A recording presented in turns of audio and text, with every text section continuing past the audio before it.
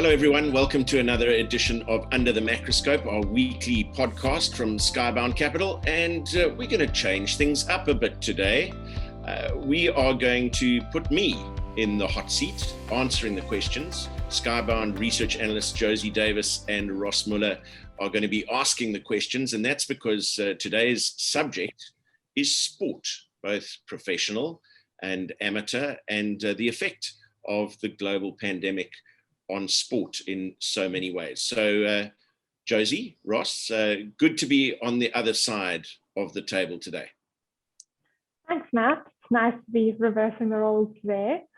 For those of you who don't know, apart from his role at Skybound Capital, Matt has been involved in the professional sports environment for 25 years as an editor for SA Sports Illustrated, and more recently as a presenter and commentator for Supersport.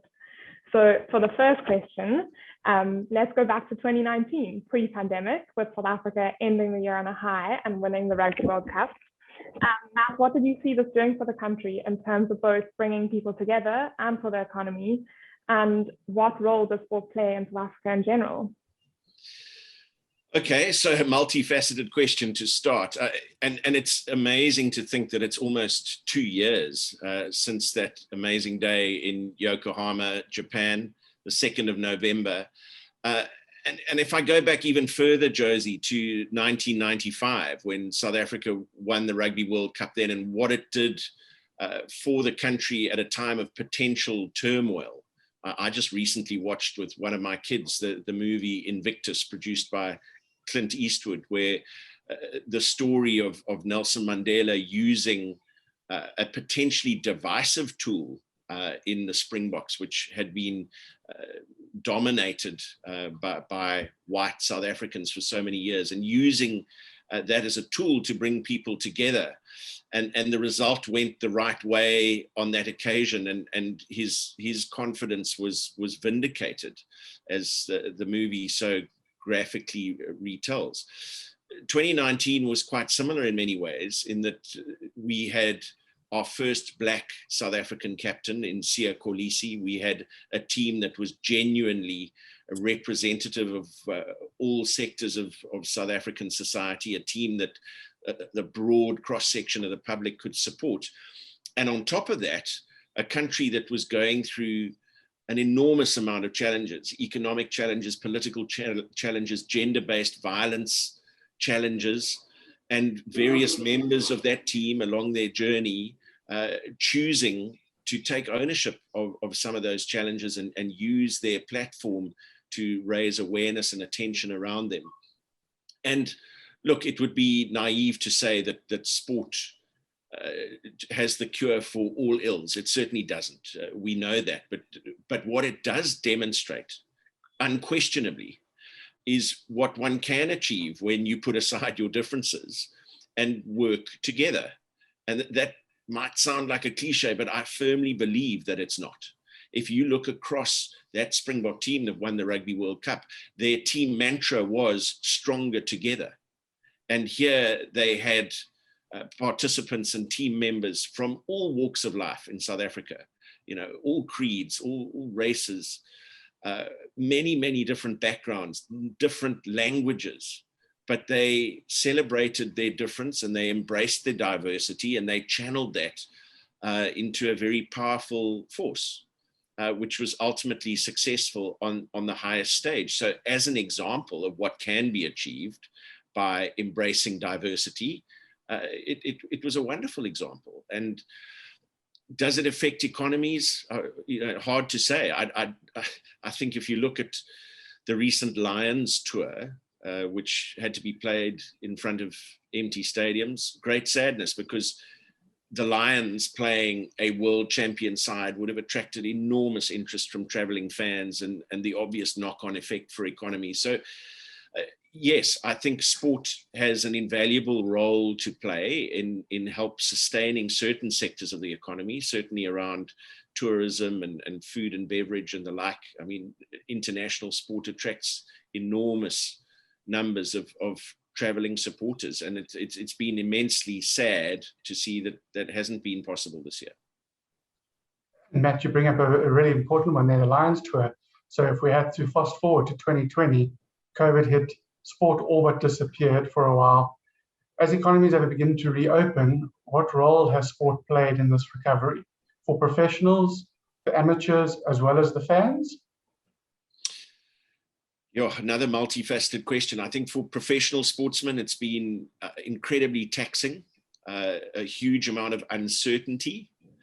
The Springbok captain, if I can use a rugby example again, Sia Kolisi, was really inspirational in the last couple of weeks, talking about how the conditions in which they've had to operate during COVID has actually made them grateful for what they do have instead of focusing on what they don't have. But for a long period of time, they really didn't know what they did have. To use a rugby example, cricket, football, everything shut down as the world went into lockdown. And as sport has gradually returned, it's returned to empty stadia. And how much an effect has that had on players and their ability to perform in front of these cavernous stadiums with no fans?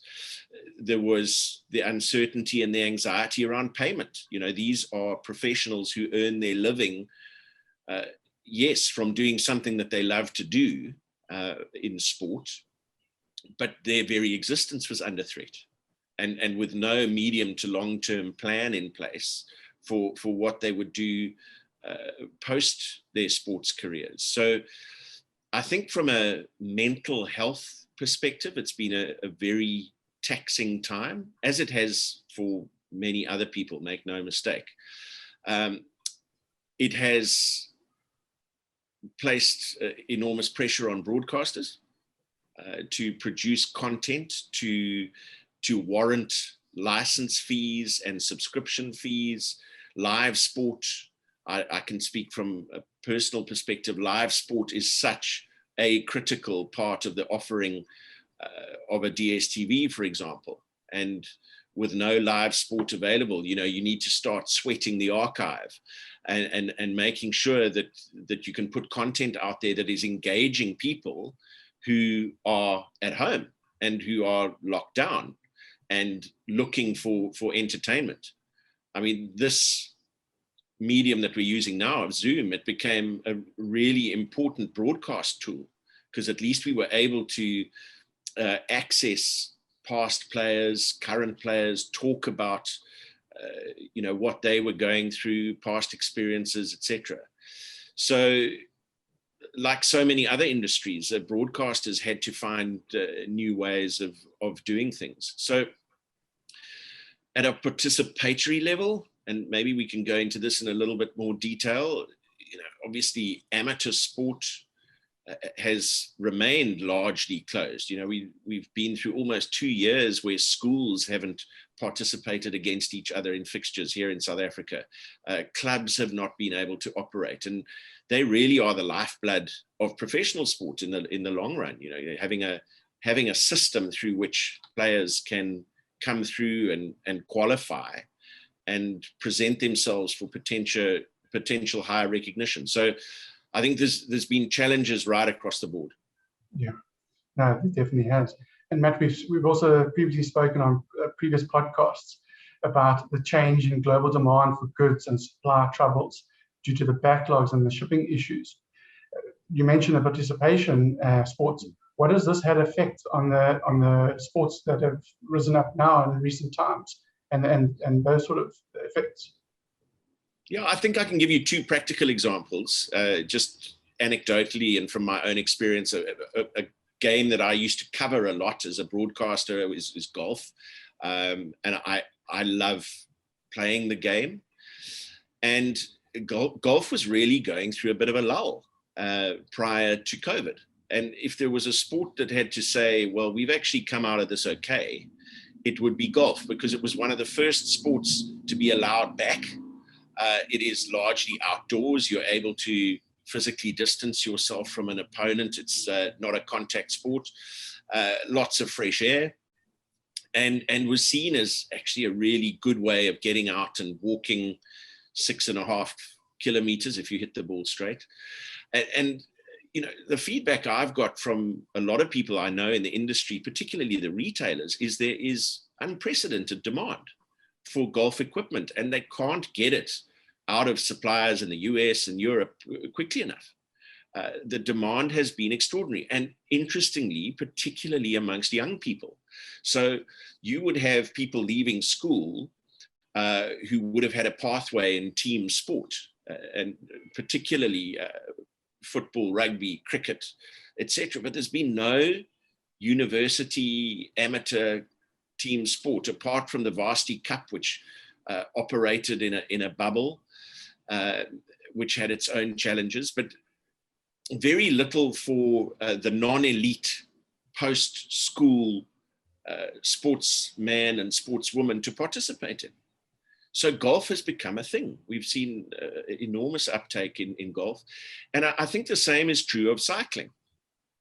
The demand for relatively expensive kit in terms of mountain bikes and road bikes has skyrocketed. I mean, I can just use examples of two retailers here in Cape Town where I live who, they said they couldn't match demand for the first 5 months of this year in terms of cycling.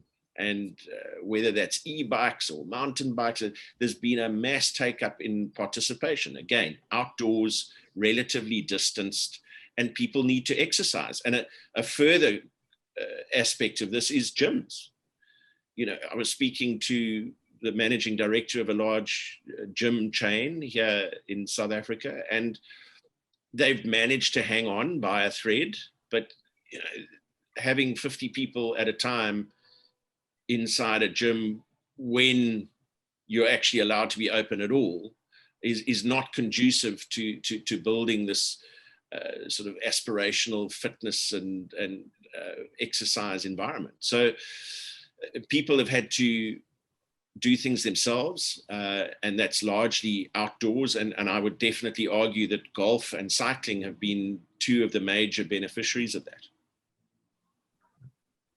Well, if we go back to professional sport again, Matt, we see that it's starting up again. I mean, we mentioned the Lions Tour, which happened earlier this year. As you said, we're in stadiums with no fans.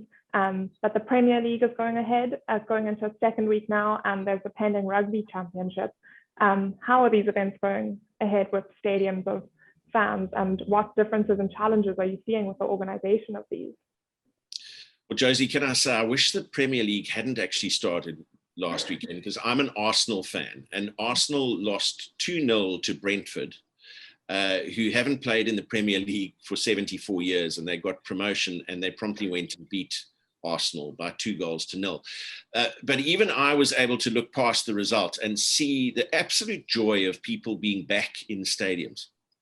And I think that is brilliant from so many perspectives. I think it's wonderful for the players. I think the challenges of playing in front of empty stadiums, I spoke about it before, are enormous. It's wonderful for the fans that they can go and support their team with specific reference to the Premier League and frankly all the leagues in the UK. Support of a football club is a thing. It's something that's handed down through generations of families, and to have that stripped away during COVID has been really, really hard. And just to be in a stadium and singing your team songs and probably abusing the opposition every so often as well, it's just good for mental health. It's good for positivity in communities, and a sense that people are moving back to a semblance of normal. But in many other parts of the world, we're far off it. I'm not sure how many of you watched the Olympics, again, largely in front of no fans whatsoever, but they got the job done. And why is there this sort of attitude of get the job done? Well, largely because of broadcast rights and the massive role that they play in funding sport. So I totally get the argument of people who said, oh, why can't they just delay the Lions tour by a year? Well, it just wasn't simple. There are other future tours that have been planned for the teams that make up the British Lions. There are future tours planned for the Springboks. You can't just move it. But the second point is that while there may have been 60,000 fans in a stadium in a perfect world, the global television viewing audience runs into tens of millions of people. And that's really where the bulk of the financial benefit comes from for the sport. Yes, I've spoken about the knock-on effect through tourism and so on, which South Africa sadly lost out on in this tour. But it would have really been almost unthinkable for the sport not to have the series in some form or other. There's a similar challenge as we speak now. I mean, by the time this podcast goes out, and if you listen to it on day 3 of its availability, there probably would have been 2 changes in approach to the Rugby Championship, and where that's going to be played and how, and is it going to be in front of fans or not. But it's a critical competition for the 4 countries, Argentina, South Africa, Australia, New Zealand, that make up that championship, that television revenue is generated for the sustainability of the sport. So it's just wonderful to see sport coming back with fans. I think the players have been very outspoken across every sporting code around what a difference it makes to them to have fans back. We've seen golf returning. We saw some major championships being played without fans, and it's just not the same. And then gradually you're seeing on the PGA Tour, the European Tour, more and more fans being allowed in and creating that vibe and that atmosphere, which in itself adds to a broadcast. And I can tell you that from firsthand experience, you know, broadcasting in an empty stadium where fan noise is sort of played in the background from inside the broadcast truck is very different to having 60,000 people sort of rising out of their seats and a collective roar at a big moment that you can feed off as a broadcaster. And it's just important that we get back to that regardless of any conditions that are imposed. Yeah, Matt, thank you so much. And yeah, I hope nothing changes on the Rugby Championship schedule, because I'm booked my spot in front of the TV and I'm ready for Saturday. So I look forward to that. And thank you so much for being on the other side of the mic today. It's been a lot of fun, and thank you so much for your insights. Well, everybody else, and thank you to the listeners. You can find us on our website at skyboundcapital.com, as well as our Instagram and our Twitter account. So please give us a follow there, and you can always find podcasts on the Apple Podcasts and the Android podcast platforms. So thank you so much for joining us, and yeah, thank you, Matt. Cheers, Josie.